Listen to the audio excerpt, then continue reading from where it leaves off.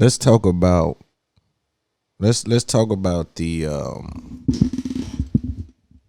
fight space, the entertainment game. I just want to talk kind of about giving some game out about when you speak to me about fans, about content, about the entertainment industry, it's few people that understand the game enough to actually catapult themselves in a position to make money without a cosign.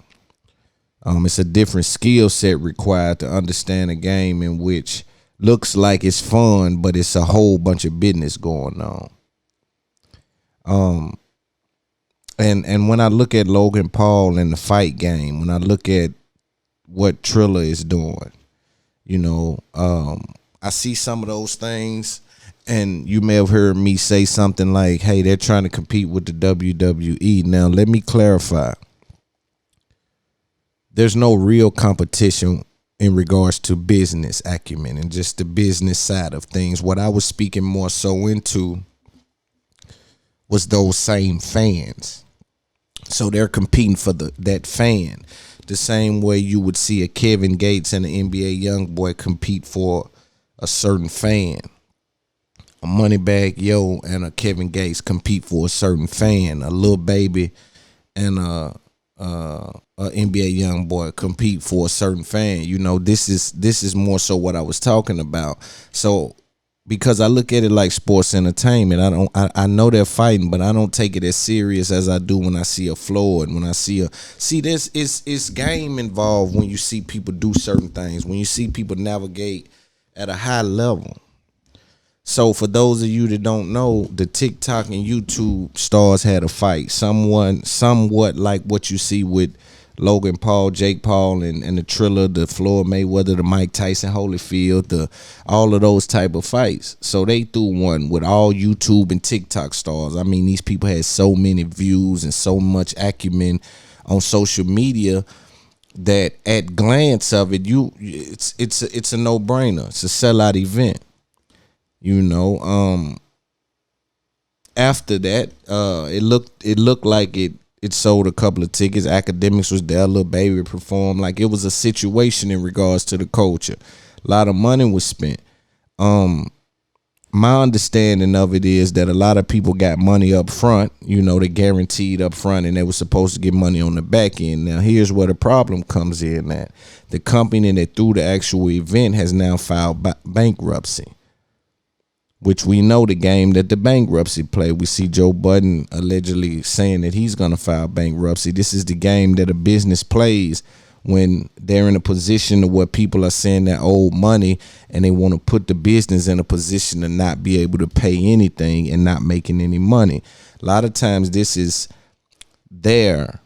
particular rule or particular structure of how to navigate around your financial difficulties is there to help the business in a situation where it is losing so much finances, but still trying to operate its business and kind of give them a chance to get themselves out of the mud. Like I always told y'all, a lot of people think Trump is a great businessman. I think he's managing money really good. But I'm not sure about businessman, because if this rule wasn't in place, Trump would have went broke years ago. But this rule needs to be utilized by us as well. And so that's why you see some of these people doing that. But nonetheless, this company went ahead and filed bankruptcy, and now all the fighters are coming out and we haven't been paid. Now what the company, what I'm hearing that the company is saying is the pay-per-view sold almost nothing. But then this is about understanding your fan. And this is why people got to pay me to help them understand their fans.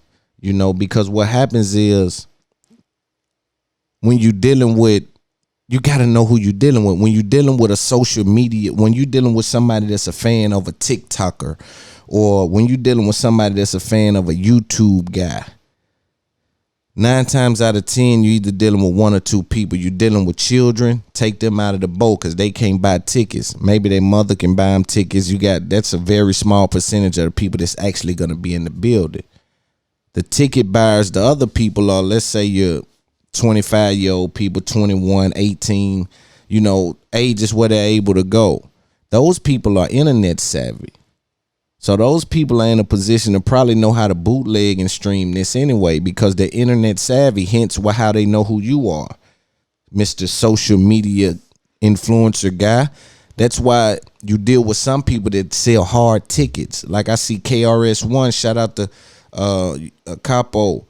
I see KRS-One coming to Nashville. That's a hard ticket seller guy. Because what happens is the people that's coming to him 9 times out of 10 may not be that savvy on that internet to know how to get around it and stream it for free if there's a pay-per-view. Now they just buy it and sit at home and watch it. They make a day of it. But these fans here know how to get around it. They may go on Reddit and watch it. This affects the bottom line. So when the pay-per-view numbers come in and they've cut all these deals with all these people that says, oh, him this percentage, that, we're starting to lose now. Because also we got to think about what it took to put the event on. So we're seeing our first scam with in this space. This space is a space that we know is a thriving space, but you're going to see scams in every space. It's lack of information. It's lack of understanding. It's lack of understanding of how to, like I tell you, there's something that happens, right? And I'm going to get into it and give y'all some real game. There's something that happens in regards to turning a fan into a customer. And these are things that I have to teach people. It's a difference. There's 2 different type of things. And that's what I say. A cosign from Charlemagne sends you customers. A cosign from Joe Budden sends you customers. A cosign from the record label sends you customers. But sometimes a cosign from some people only send you fans, fandom, lookers, watchers, commenters. There's something that happens. That's why you see somebody like Floyd Mayweather is a very special case, because he translates his following to his customers. And that's a very, very, very rare situation to be in. And that's something that I'm trying to teach people, that I'm teaching myself. It's a difference between having fans and consumers.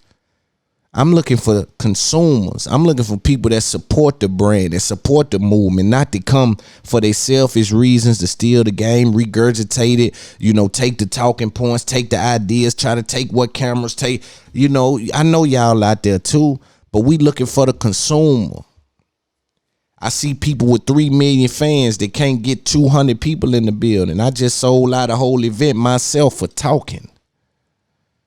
I just sold out the event for talking. So there's a transition, there's a translation that happens when you start off as a fan. When there's a fan there's something that happens that turns them into a customer. And a lot of people can't do that. So when you see them with this TikTok following, when you see people, a YouTube following is a little different because it's a built-in way to make money as well. So these people are consumers without knowing they're consumers because they pay with their eyeballs. Now your trick and your game needs to be to turn those people into real consumers outside of that platform. People got to feel comfortable wearing the It's Up There podcast hat. People need to feel good wearing the It's Up There podcast shirt. They need to know they're part of a select few. They're part of the family. You understand? They need to understand what that means for the brand and be proud with that. And when that takes place, it's the same effect of somebody having front row tickets to see LeBron sitting on the floor. Yeah. You can sit on that same floor. If LeBron ain't there, it don't hit the same. If certain people ain't on the court, it don't hit the same. You see what I'm saying? So it's all about understanding the difference between fans and consumers. And that's why not only is the cosign you need to understand exactly what the cosign look like. You need to understand who's sending the cosign. Because some people will charge you a certain amount for a cosign when they only sending fans. But then some people possess that skill set where they for some reason they turn fans into consumers without them even. That's what a trick is. Turn following into consumers. How do they do that? And so going back to the TikTok and the YouTube fight, a lot of those people got fans, but they don't got consumers. You see what I'm saying? So yeah, people want to see it, but they want to see it for free. They've been conditioned. YouTube, I keep telling you, I brought the game to the world. You pay with your eyeballs. So of course you can lose with a TikTok and YouTube fight, because all the people that's watching the fight, they know how to stream and hack and get up on it, go on Reddit, go on Facebook. They know how to put it up here, take it back down, rename it, name it this so it won't. Like they savvy with the internet. That's why they know about the YouTube people. So it's easy for them to get around paying for the pay-per-view. So when the pay-per-view numbers come back in, they lose money and they don't pay the people. It's a difference when you really a draw, and that's why I'm watching the Logan Paul thing. Floyd can do this on a very high level. Certain people, Javante is doing this on a high level now. Deontay is doing this on a high level now. You know what I'm saying? Even some rappers merch game is crazy.